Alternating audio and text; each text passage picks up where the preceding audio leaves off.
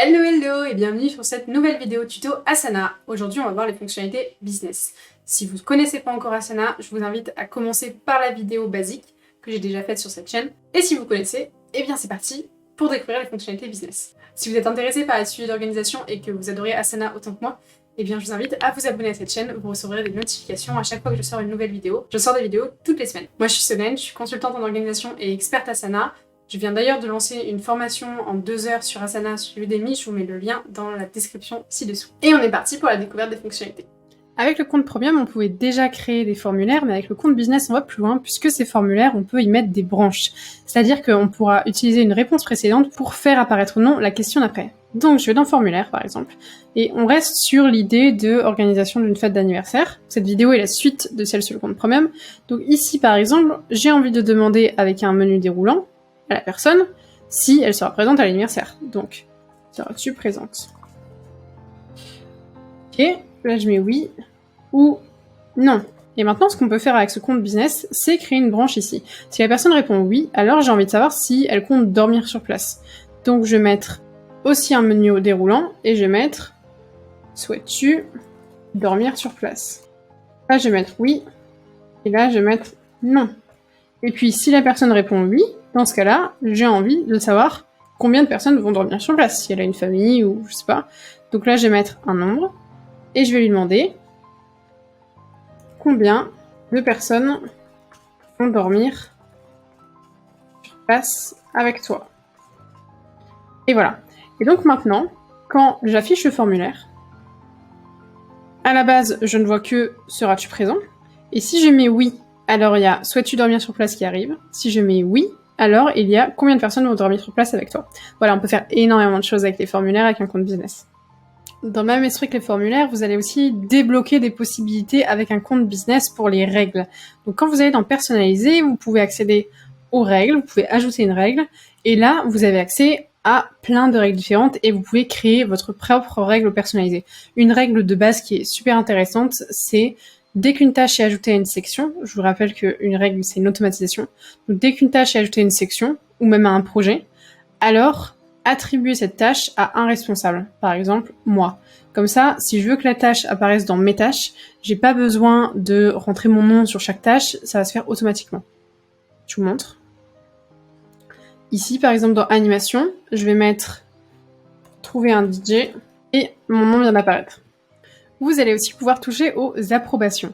Par exemple, si on récupère trouver un DJ et disons que vous êtes 2 à organiser cet anniversaire, eh bien, vous pouvez mettre dans la description une proposition de DJ XYZ, ok, et demander à la personne avec qui vous êtes, donc je change, hop, je mets quelqu'un d'autre, de valider ce DJ XYZ. Et pour ce faire, soit dans un compte basique, vous posez la question ici, soit vous le mettez en responsable et vous demandez l'approbation ici.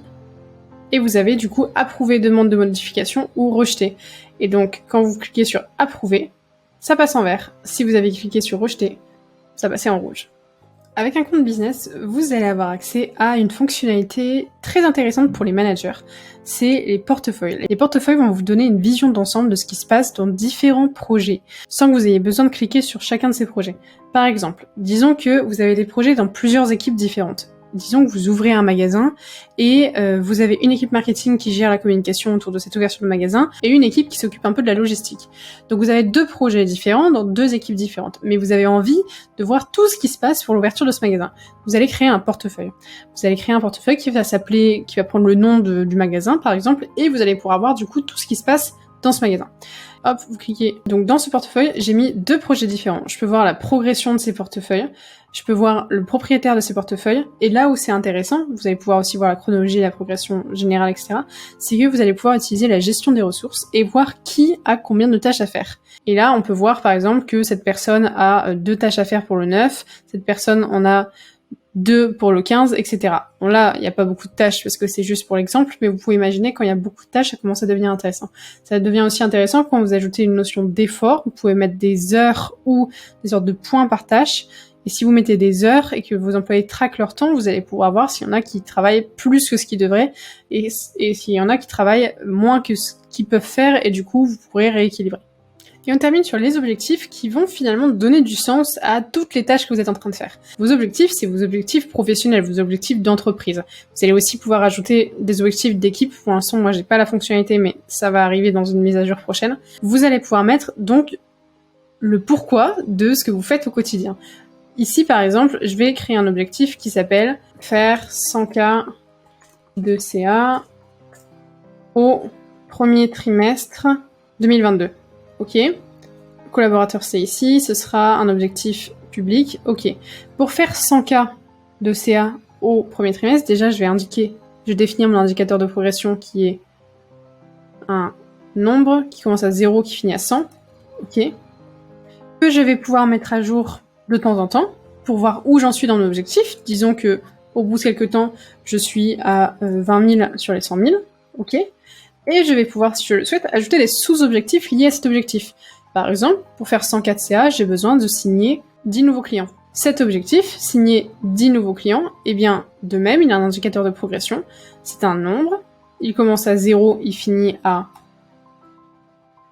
10. Et je vais pouvoir le mettre à jour de temps en temps, ainsi que mettre une description, etc. On va dire que là, je suis à 2, enregistré. Quand je retourne du coup dans faire 104 CA, je peux voir que je suis à 20% de cet objectif et je suis aussi à 20% du sous-objectif signer 10 nouveaux clients.